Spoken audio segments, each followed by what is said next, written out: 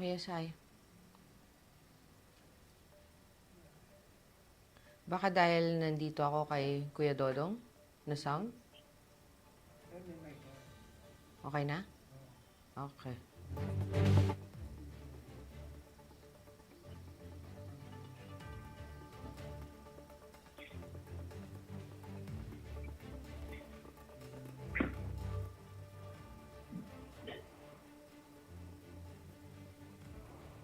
Ready na si Dodong? Yes. Ready na si Kid Dodong and si Father Fred.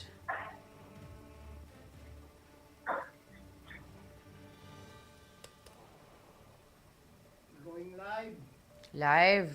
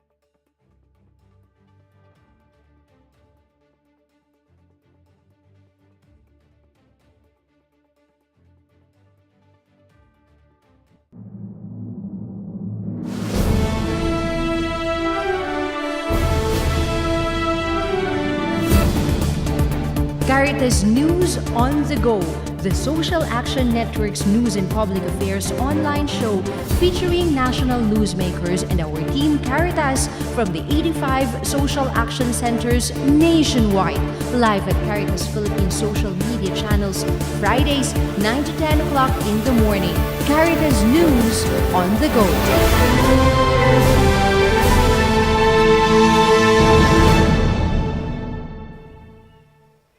Isang napakamagandang araw po sa inyong lahat. Welcome sa ating programa. Ako po si Jingray Henderson at ito ang Caritas News on the Go. Ilang linggo na po o ilang araw na po ngayong nakaraang linggo na hindi tumitigil ang halos araw-araw na pagpapadala ng emergency warnings ng National Disaster Risk Reduction and Management Office. Kaya ingat po sa ating mga communities na apektado ng mga emergency warnings na ito. Lalong-lalo na ngayon po, it's almost a week now that the flooding in the Diocese of Catarman has affected thousands of families. Our humanitarian teams from Caritas Philippines, Caritas Calbayog, and Caritas Catarman are on ground doing rapid assessments in coordination with other stakeholders. Our Caritas Italiana Projects Accompanier, Mr. Dodong Arellano, is on the line to give us some updates. Kuya Dodong, kumusta po? Magandang umaga. Magandang umaga po, Jing. Okay naman kami dito. Sa awa ng Diyos na nag-start na tayo ng ating obligasyon, no, as a humanitarian team, no, to conduct the initial rapid assessment. Talking tayo dito sa Caritas Catarman noong November 22 ng gabi. Tapos patuloy pa rin yung ulan, no? Paulan-ulan pa rin dito. Pero hindi na ganun kalakas. Base po doon sa mga nauna natin na information na nakuha, ano yung mga lugar na apektadong maigi nung mga pagbaha? Yung Caritas Philippines, Jing, kahapon nag-start tayo naglibot, no?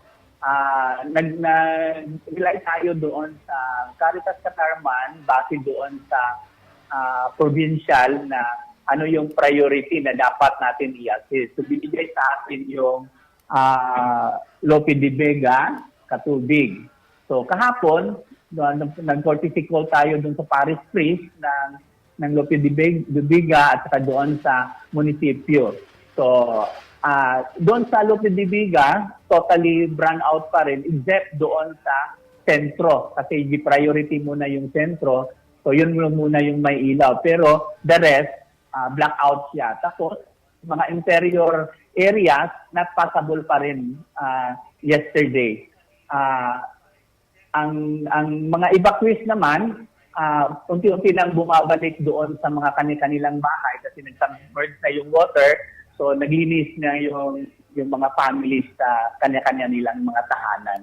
So, doon sa ground, klarong-klaro makikita mo talaga yung epekto, no, ng flooding. So grabe talaga, lagpas bubong yung yung ibang mga bahay doon kasi parang sila yung cut basin ng water.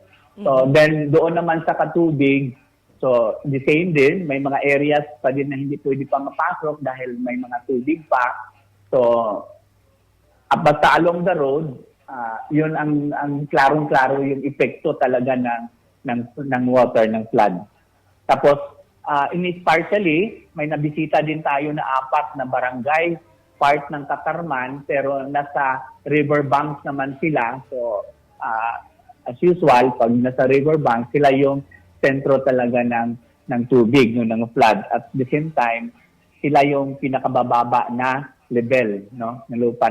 Kung nakikita ninyo yung sa media na may McDonald's, so yung area na yun, yung mga barangay Nara, barangay Ipil-Ipil, yun talaga yung sila yung pinaka affected na barangays dito sa Catarman dahil nga nasa riverbank sila at lagpas talaga ng bubong nila ng bahay yung water. At may nakausap kami kahapon na yung barangay Nara, hindi daw sila na rescue. So ginawa nila, doon lang sila doon sa daan, doon sa tuktok na ng daan, para at least hindi sila maano doon sa water, no, sa tubig dulot ng flood. Okay. Kumusta naman, Kuya Dodong, yung moral ng ating mga kasama sa Caritas Catarman, lalong-lalo na it's been a while na nagkaroon talaga tayo nung massive na humanitarian response? Actually, Jing, happy ako nung nagbisita kami sa probinsya, sa munisipyo, sa mga area, dahil kilala nila yung Caritas. Lalo-lalo ni Caritas Catarman. Kasi Hindi lang ngayon lang nag-respond yung Caritas Catarman. So, grabe yung appreciation nila. Pagpasok ko pa lang doon sa opisina ng PDRRMO, sa MDRRMO, kilala na nila yung Caritas. So, yung presence talaga ng Caritas through the Caritas Catarman is talaga, positive yung mga ginagalaw natin. So, yun. Kuya Dodong, I understand kasama mo din ngayon si Father Fred Placa, ang ating Caritas Catarman Director. Pwede po ba natin siyang makausap din? Yes po.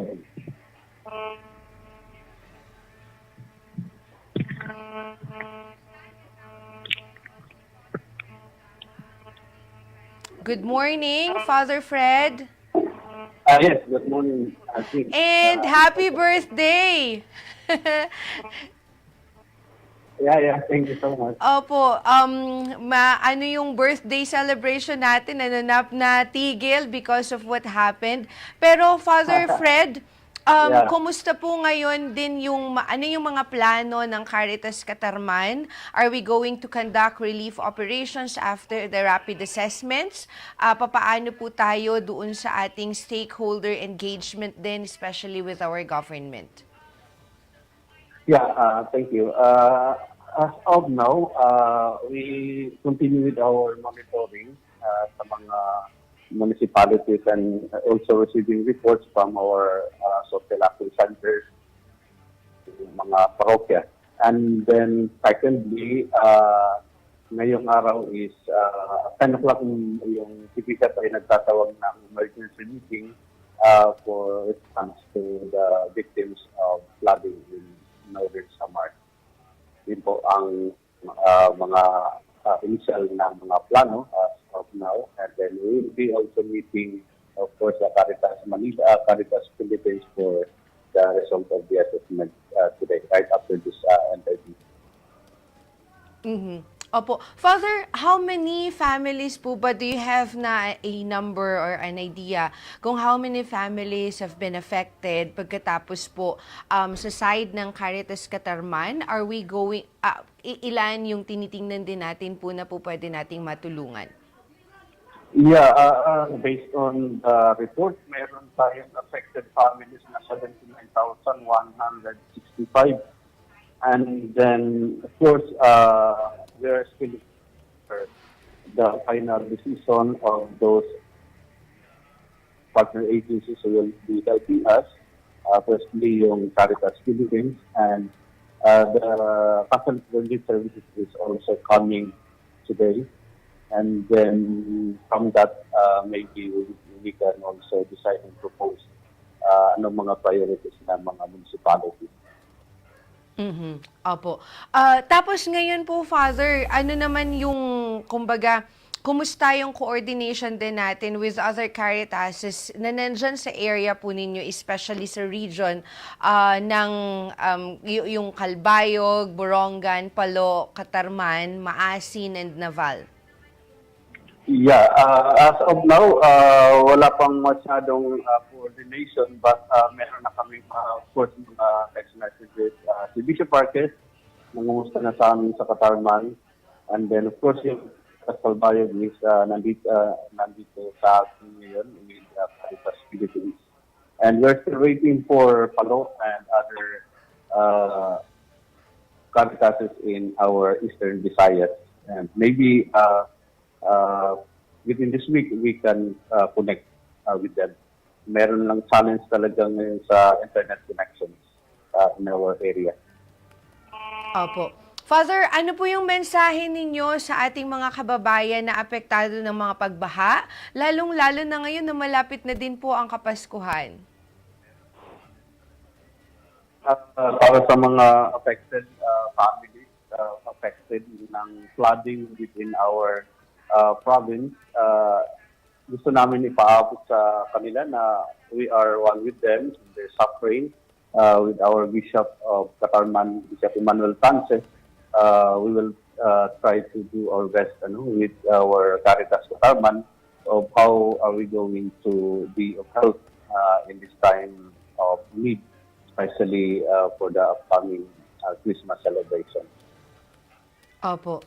I see. Okay, so maraming salamat po, Father Fred Placa, ang Social Action Director natin po dyan sa Caritas Catarman. And kay Kuya Dodong din po, ang Dodong Arellano, ang atin pong accompanier ng Caritas Italiana Projects. Maraming salamat po for staying alert at saka for giving us the information today. Thank you very much and good morning. Thank you very much po. Ayan, again, what a meaningful way of celebrating your birthday ngayon, Father Fred. Anyway, ayan po, assurance galing kay Father Fred Placa na para sa ating mga kababayan na apektado ng pagbaha, the Catholic Church will not leave you behind. Ano po, dahil tutulungan talaga tayo. And of course, together with our Team Caritas nationwide, kasama po natin sila. We already launched the Caritas, the Alay Kapwa Solidarity Appeal para sa atin pong mga kababayan na nandiyan. Ito pong makatulong talaga po tayo. So, nasa screen po natin ngayon ang mga donation channels natin kung saan po pwede po kayong magpadala ng inyong mga tulong para sa ating mga communities affected by the ongoing flooding.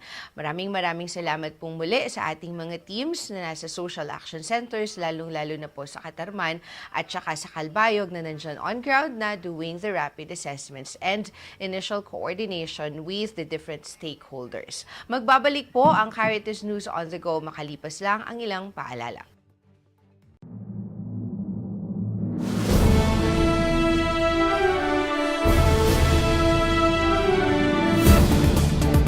Caritas News on the Go, the Social Action Network's news and public affairs online show featuring national newsmakers and our team Caritas from the 85 social action centers nationwide. Live at Caritas Philippines social media channels, Fridays 9 to 10 o'clock in the morning. Caritas News on the Go.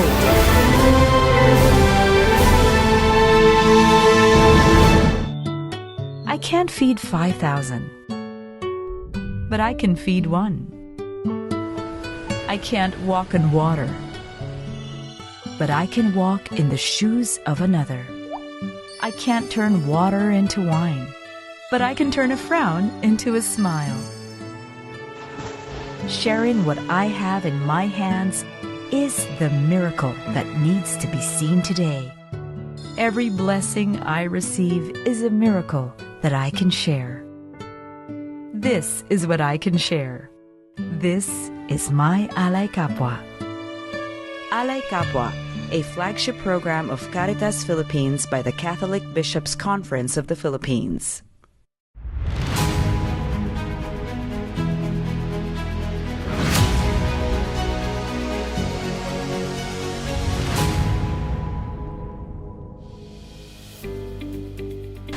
Kumusta na kayo? I'll take this opportunity na magpasalamat sa inyo sa mga suporta na binahagi ninyo sa ating programang Alay sa Katugunan sa Kalamidad.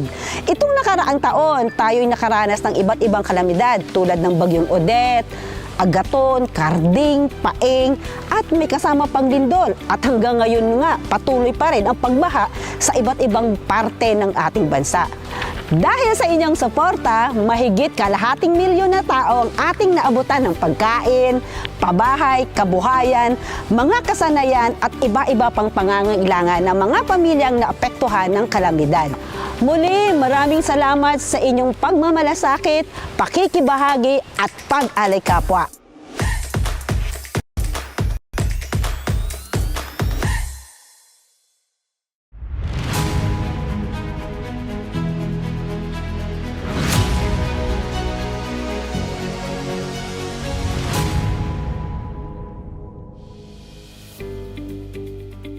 Family Farming Project is co-implemented by Caritas Philippines, Caritas Iba in Zambales, Caritas Borongan in Eastern Samar, and Caritas Calbayog in Samar. This year, we reached 700 farming families, including 108 Aita families.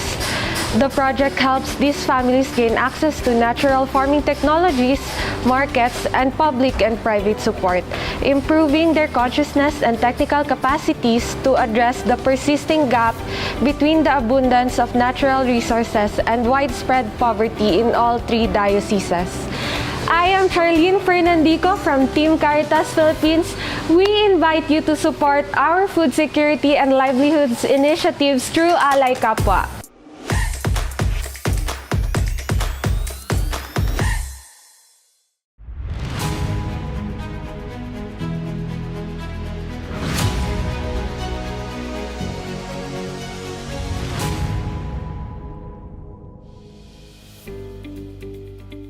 Ang ganda ng Pilipinas! Nandito sa atin ang Verde Island Passage, ang pinakamahalagang marine biodiversity sa mundo. Ang Lake Cebu ng South Cotabato, ang isa sa pinakaimportanteng watersheds sa bansa. Ang isla ng Palawan, ang last frontier ng Pilipinas. Ang Sibuyan Island, ang itinuturing na Galapagos of Asia, ay hindi rin pahuhuli sa ating listahan. Diba? Ang ganda ng Pilipinas at napakaswerte natin dahil dito ang tahanan natin. Subalit, paano kung ang lahat ng ito ay patuloy nang nasisira dahil sa kaliwat kanang mining at coal operations, sa banta ng nuclear power operation, mga illegal logging at unregulated fishing, fossil gas expansions, at ang napakarami nating basura? Saan na tayo titira? Saan na titira ang ating mga anak? May pag-asa pa ba? May pagkakataon pa upang maging luntiang muli ang ating tahanan. Ako po si Jean Ray Henderson. Samahan ninyo kami sa Caritas Philippines sa pagtatanim ng mga puno at mga kawayan, sa pag-iwas ng paggamit ng single-use plastics, sa pagbabahagi ng mga kaalaman tungkol sa rights of nature, at sa pagsuporta sa mga advokasiyang nangangalaga sa ating nag-iisang tahanan.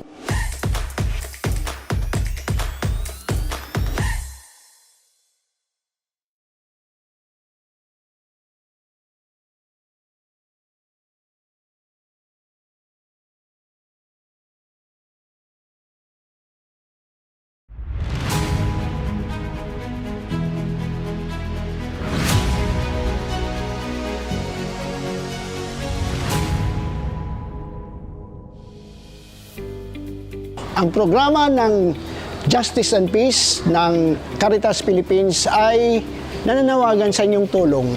Kasi itong nangyayari sa ating lipunan, kung magpapatuloy, wala talagang tunay na kaunlaran dahil laganap ang excessive economic, social, cultural imbalances. Kaya nananawagan po kami sa inyo upang maabot natin ang mga ating mga mamayan, lalo-lalo na doon sa liblib na mga lugar, sa ating laylayan, sa ating lipunan.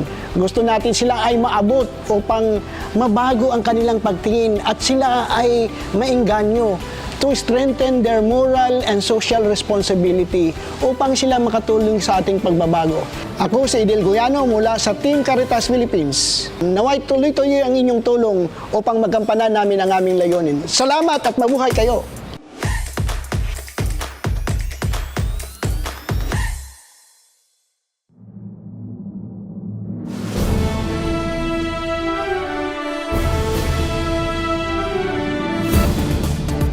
Caritas News on the Go, the Social Action Network's news and public affairs online show featuring national newsmakers and our team Caritas from the 85 social action centers nationwide. Live at Caritas Philippines social media channels, Fridays 9 to 10 o'clock in the morning. Caritas News on the Go.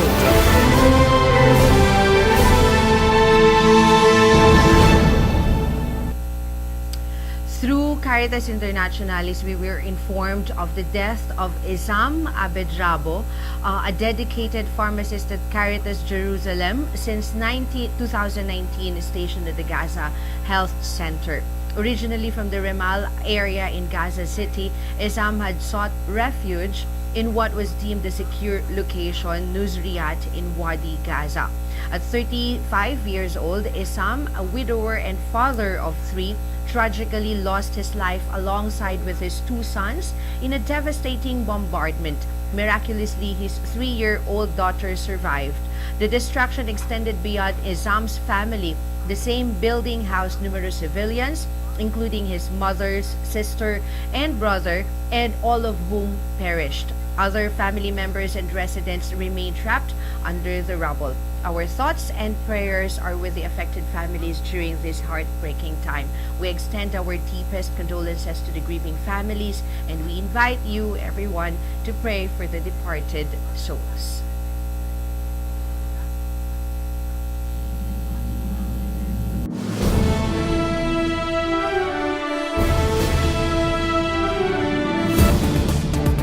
Caritas News on the Go, the Social Action Network's news and public affairs online show featuring national newsmakers and our team Caritas from the 85 social action centers nationwide. Live at Caritas Philippines social media channels, Fridays 9 to 10 o'clock in the morning. Caritas News on the Go.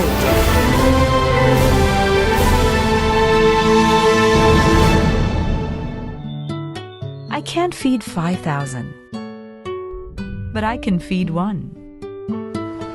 I can't walk on water, but I can walk in the shoes of another. I can't turn water into wine, but I can turn a frown into a smile.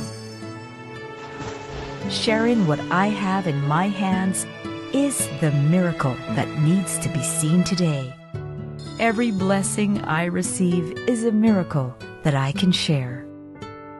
This is what I can share. This is my Alay Kapwa. Alay Kapwa, a flagship program of Caritas Philippines by the Catholic Bishops' Conference of the Philippines.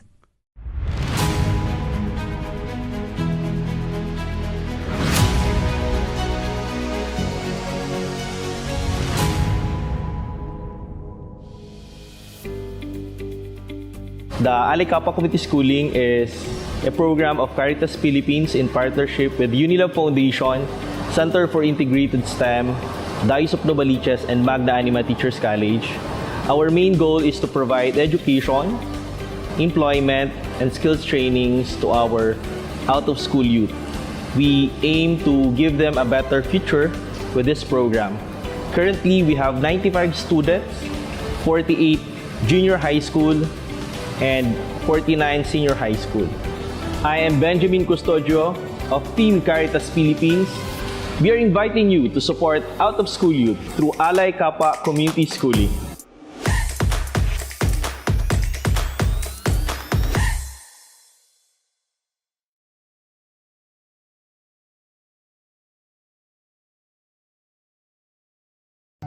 Bilang isang ama, wala akong ibang hiling kundi makita na malusog at masaya ang aking mga anak. Gusto ko, maabot nila ang kanilang mga pangarap.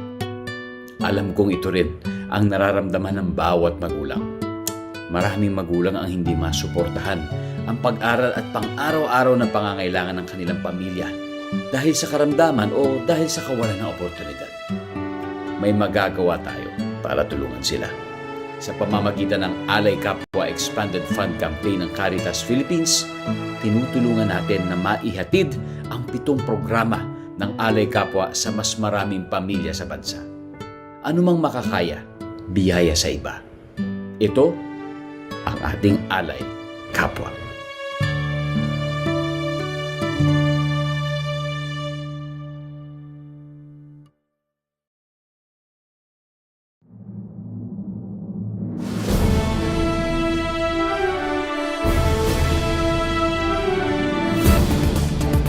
Caritas News on the Go, the Social Action Network's news and public affairs online show featuring national newsmakers and our team Caritas from the 85 social action centers nationwide.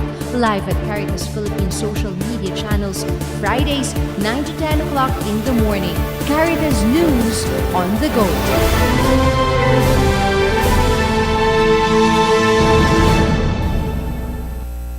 Sa isang napakapambihirang pagkakataon, isang surpresang bisita po ang kasama natin ngayon live dito sa Caritas News on the Go. Kasama po natin ang Pangulo ng Caritas Philippines, Bishop Jose Colin Bagaforo. Good morning, Bishop, and welcome to the program.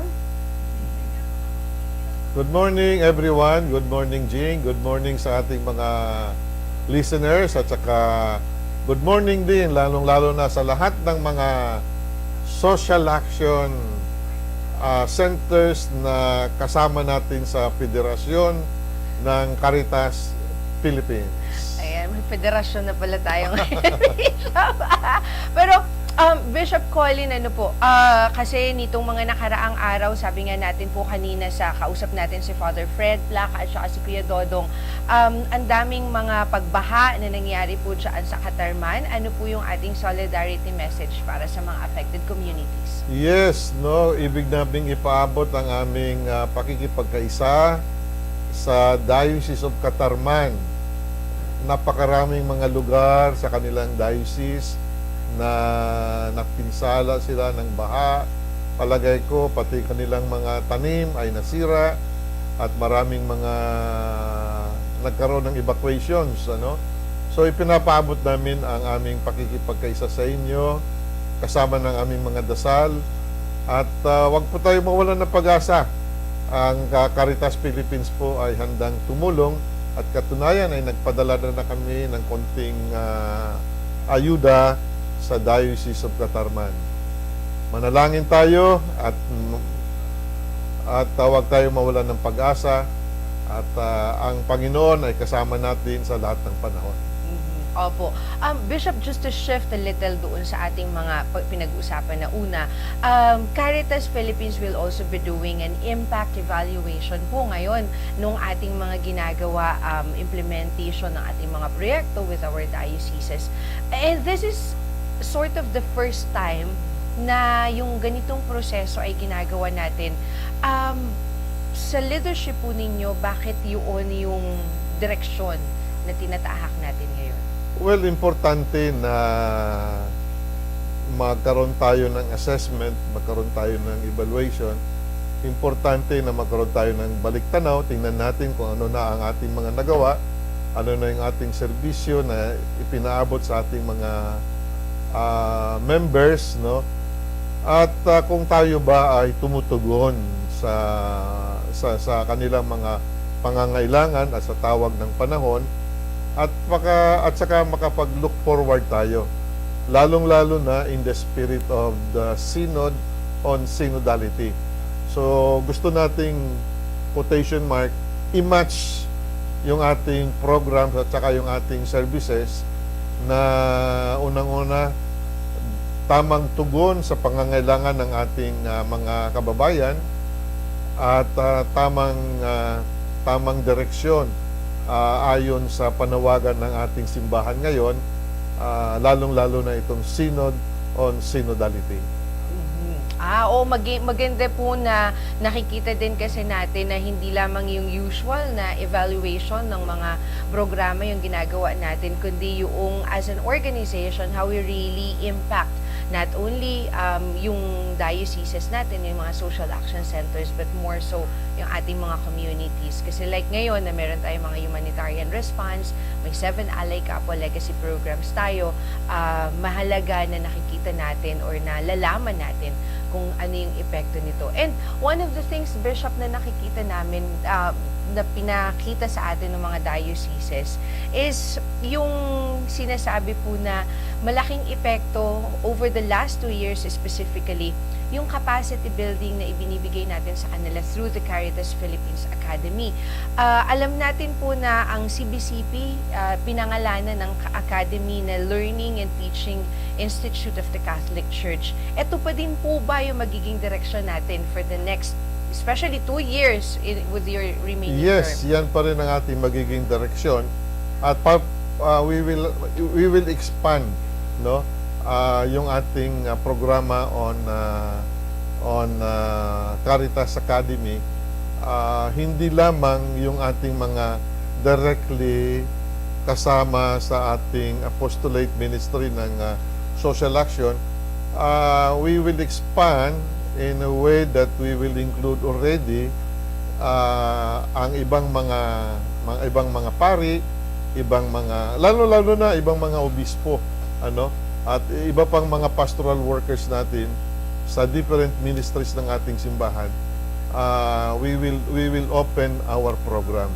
Importante 'yon sapagkat sabi nga natin, katulad ng Development Academy of the Philippines, gusto natin maging ganun yung ating Caritas Academy. Lalong-lalo na din na madaming mga development na nangyayari with the partnerships that we are forging with other stakeholders. Opo. Okay, Bishop, alam namin na meron ka ng early Christmas message para sa ating Alay Kapwa program, but to everybody watching ngayon, ano po yung inyong mensahe para sa kanila? Sa lahat ng ating mga partners, organizations, sa lahat ng ating mga kaibigan sa Caritas Philippines, ay pinapaabot natin ang ating pagbati ng maligayang Pasko. At tandaan po natin ang reason of Christmas ay walang iba kung hindi ang Panginoong Hesus, ang ating tagapagligtas ay isinilang sa Belen, at ang walang ibang mensahe kung hindi ang dakilang pagmamahal ng Diyos sa atin. Kaya huwag po natin kalimutan ano man ang mangyari sa atin, ano man ang maging kalagayan natin, itanim natin sa ating mga puso at ating mga damdamin. Mahal tayo ng Diyos at hindi tayo pababayaan ng Diyos. Maligayang Pasko sa inyong lahat. Maraming salamat po, Bishop Jose Colin Bagaforo, ang Pangulo ng Caritas Philippines. Magbabalik po ang Caritas News on the Go makalipas lang ang ilang paalala.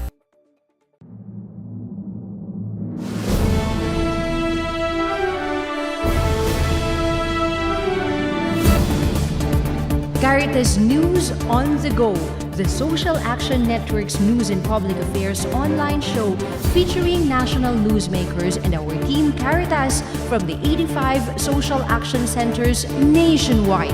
Live at Caritas Philippines social media channels, Fridays 9 to 10 o'clock in the morning. Caritas News on the Go.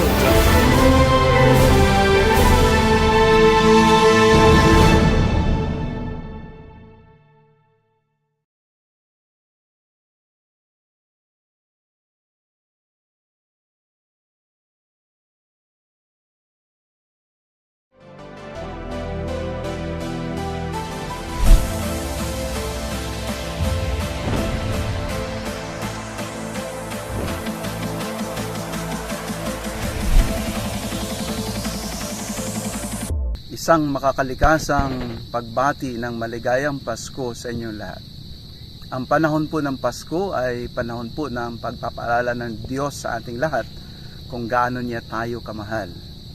Kasabay po dito ang pagpapaalala sa lahat ng biyayang binigay ng Diyos sa atin sa pagpapakita ng kanyang pagmamahal sa atin, ang ating inang kalikasan.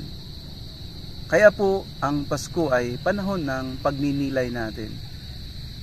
Titingnan natin kung ano ba ang ginawa natin sa inang kalikasang bigay ng Diyos sa ating lahat, na dapat sana ay arugain, paunlarin, at hindi dapat sirain. Kaya sana po sa panahon ng Pasko ay mapagnilayan po natin na kaagipat ng pagmamahal ng Diyos ang biyaya ng inang kalikasan. Sana ang Pasko ay magiging panahon din na may gawin tayo na pangalagaan ang inang kalikasan. Maligayang Pasko po muli sa inyong lahat. Ang hangad nating lahat ay kapayapaan. Pero kapag ka po may banta sa mga komunidad dahil sa pagtatayo ng mga industriya na makakasira sa kalikasan, nawawala po ang kapayapaan. Kapag ka po may mga mangingisda na wala nang mahuli dahil sa mga destructive industries na malapit sa karagatan, wala pong kapayapaan. Kaya tayo pong lahat, ang paanyaya sa atin ay magtulong-tulong tayo para mapanatili ang kapayapaang ito sa ating komunidad sa pamamagitan ng ating pagtatanggol sa integridad ng ating kalikasan, sa pamamagitan ng pagsasalita at pagtutol kapag mayroong mga banta sa ating inang kalikasan. Muli po, isang maligayang Pasko sa inyong lahat at mapagpalang bagong taon. Isang makakalikasang pagbati ng maligayang Pasko at manigong bagong taon sa inyong lahat. Ano nga ba ang Pasko taon-taon na ipinagdiriwang natin? Sana ngayong Pasko ay maging daluyan tayo ng tunay na pagmamahal ng halimbawa na ibinigay sa atin ng batang isinilang sa sabsaban. Naway ang kababaang loob, pagmamahalan, pagpapatawad at pagiging makakalikasan ay maging tunay na halimbawa sa ating pang-araw-araw na pamumuhay. Kaya sa Paskong ito, tayong lahat ay muling magsimula, matutong magmahal hindi lamang sa ating sarili, kundi magmahal sa ating kalikasan, ang ating common home. Muli, isang maligayang Pasko at manigong bagong taon sa inyong lahat.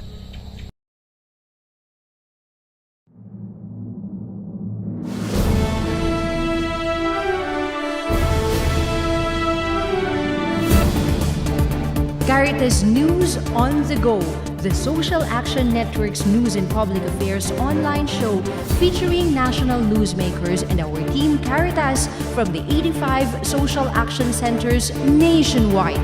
Live at Caritas Philippines social media channels, Fridays 9 to 10 o'clock in the morning.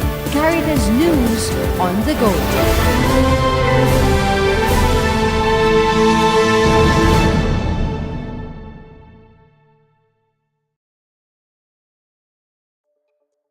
Hello everyone, welcome back to our program. This is Caritas News on the Go, and we are joined now by the humanitarian head of Caritas Philippines, Ms. Jeannie Coriano from Nepal. Good morning, Ate Jeannie. Welcome to the program. Hello, Jing. Welcome back again. And kumusta kayo dyan? Yes, correct. Okay, Ate Jeannie, first off, ano yung ongoing instructions natin sa ating mga team sa humanitarian with regards to what's happening in Catarman? Yes, as early as last week or 3 days ago, we already had our activated our emergency operation center. And with that activation, we closely coordinating and collaborating and of course networking with other dioceses, especially the Catarman areas, the Catarman diocese that we have.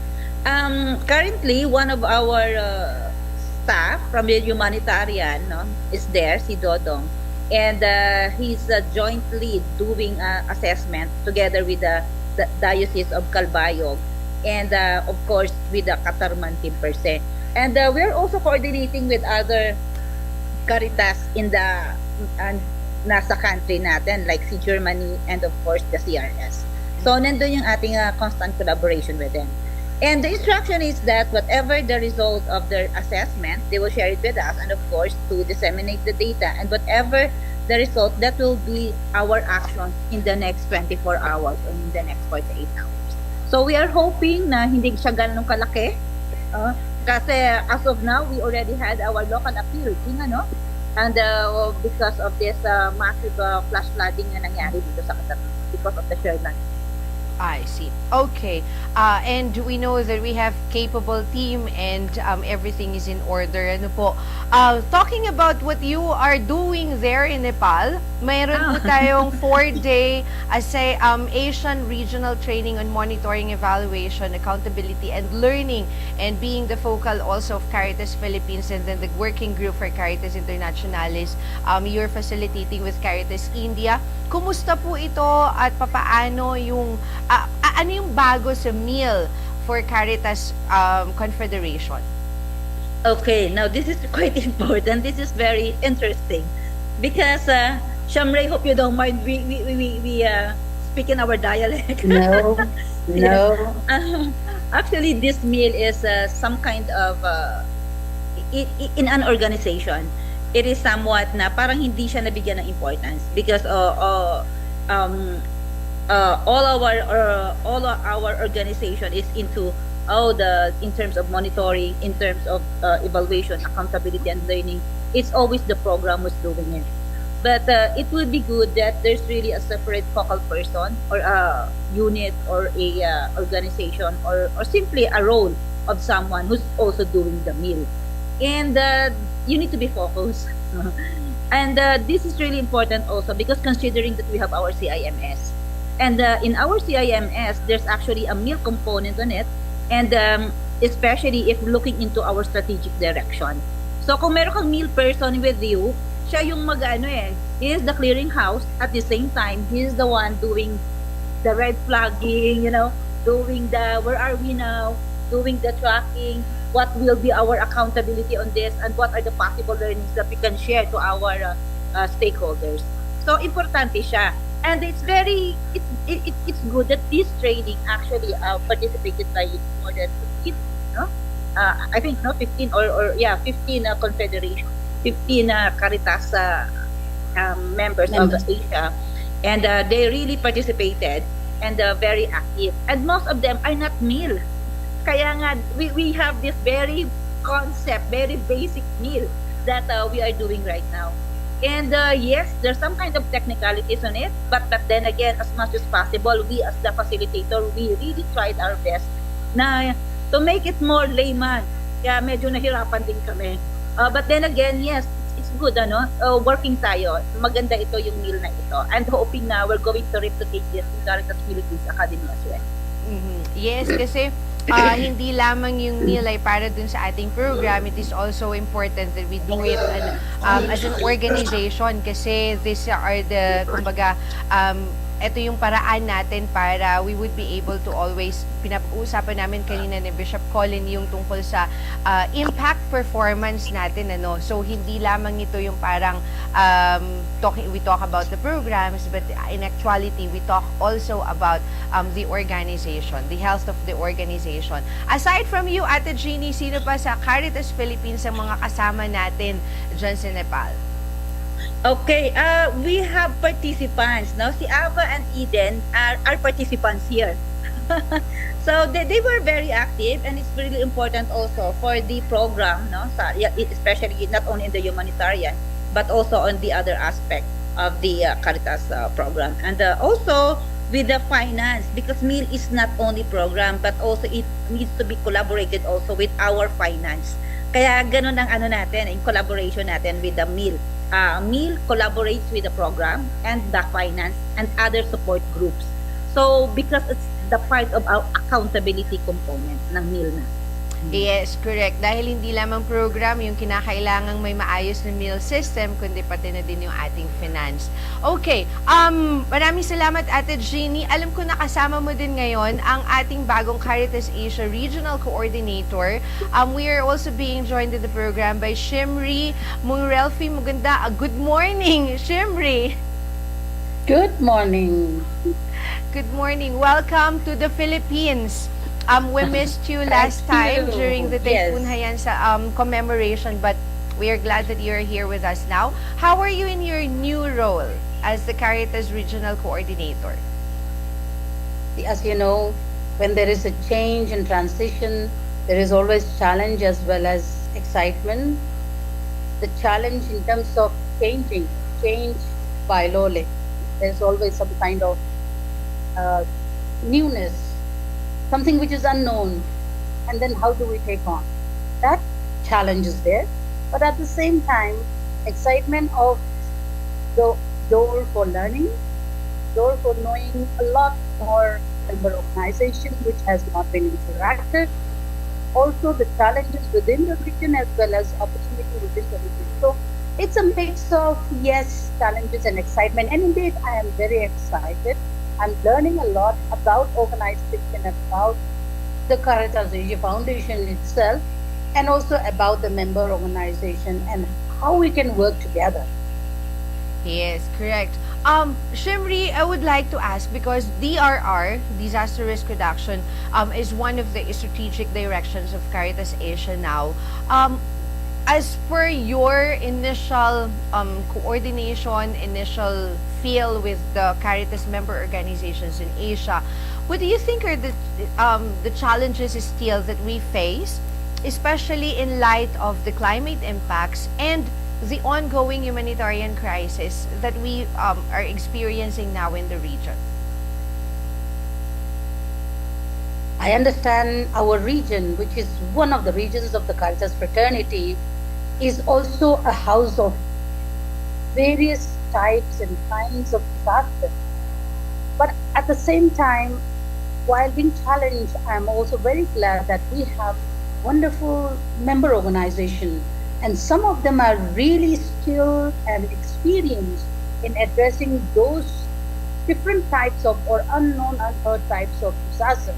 Like for example, Philippines, India, Bangladesh, and maybe a few more, I should say, are very, very strong. And so at the MO level, in collaboration with us and as well as Caritas internationalists, I see that they are all very active and they try their best to give response. And in between the slack time, the free time when there are no disasters, they are also doing a lot of capacity building within the national staff and the national down the line diocesan staff. And likewise, at the regional level, we are also doing our best to enhance the capacity. It's not just start building, but then yes, of course, for some MOs which are emerging, which are smaller in size, or also organizations, fragile areas, it may be an initiative, but at the same time, we are trying to enhance capacity so that they are able to educate, they are able to give the right response to the need of the community when various types of disaster happen. So this makes us more happy to say that in spite of all the disaster, even now currently happening in many places, yes, climate change, many are also human directly, we are able to do something. It may not be the expectation of the community at large, but we are trying and we will surely make it, and we will try to improve ourselves in improving our service to the needs of the community. This is what I understand. Thank you very much for that update also, because we know that in Asia there's a lot of challenge that we are facing, and as a Catholic organization it's really something that we also would like to be working on, especially with all the MOs, and we are trying really very hard to put forward not only the Catholic social teachings, but even the frameworks that we are also trying to popularize with, not only within the Caritas family or the Caritas Confederation, but also we try to influence the other actors in the region on these things. Shemri, we know that Christmas in the Philippines starts in September. So now, before we go to December, we would like to request for a Christmas message from you and from Caritas Asia for the Filipino people. Okay, I know you're early, but I think even in the West, this is what it is.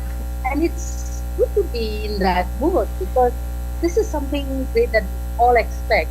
And in a year, it comes one. And so, as the Christmas is approaching, and we are preparing to welcome the newborn child, our Jesus, our Lord, who has been with us because of whom we are what we are and how we are, and that is why, as we welcome Him, I would like to wish all the Filipinos, all the community members, all the organizations, all the church leaders and local leaders, government, everyone, a wonderful time and season where there is peace, harmony, and joy, and a very positive, forward-looking prospect.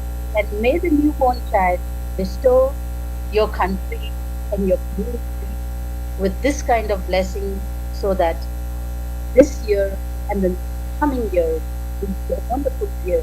May this spirit of the season of Christmas dwell in every family, especially our focus for the community, for the marginalized, the poor, the may this, during this Christmas, they experience the joy that comes in their home, their mind, their spirit. And so I wish everyone a very wonderful, a very peaceful, happy Christmas. Merry Christmas to all.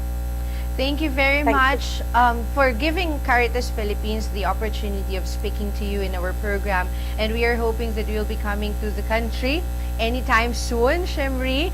And of course, please send our regards to everyone at Caritas Asia. Thank you very much once again. Okay, nakasama po natin, walang iba kundi si Shimri Mungrelfi, ang Caritas Asia Regional Coordinator po natin.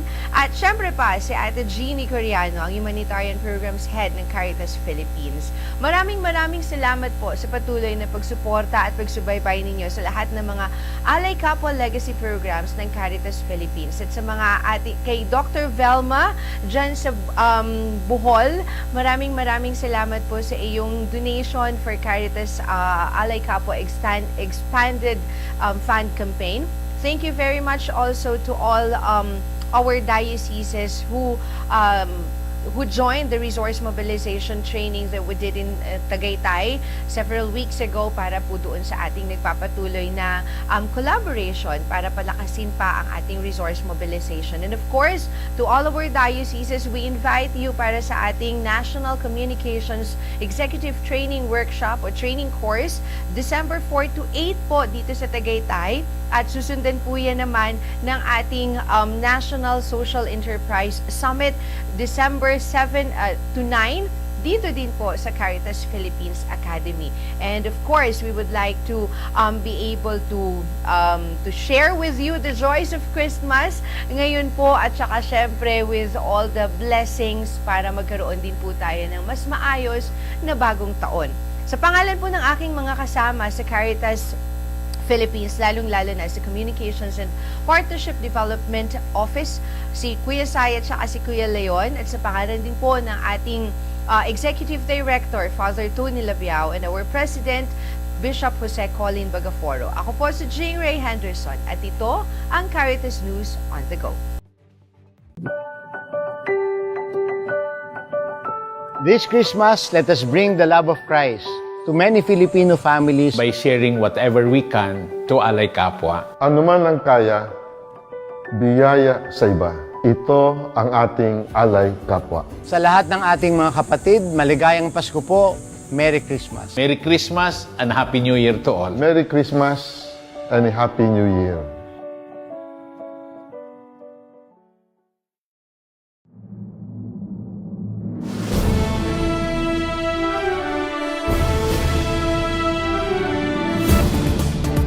Caritas News on the Go, the Social Action Network's news and public affairs online show featuring national newsmakers and our team Caritas from the 85 social action centers nationwide. Live at Caritas Philippines social media channels, Fridays 9 to 10 o'clock in the morning. Caritas News on the Go.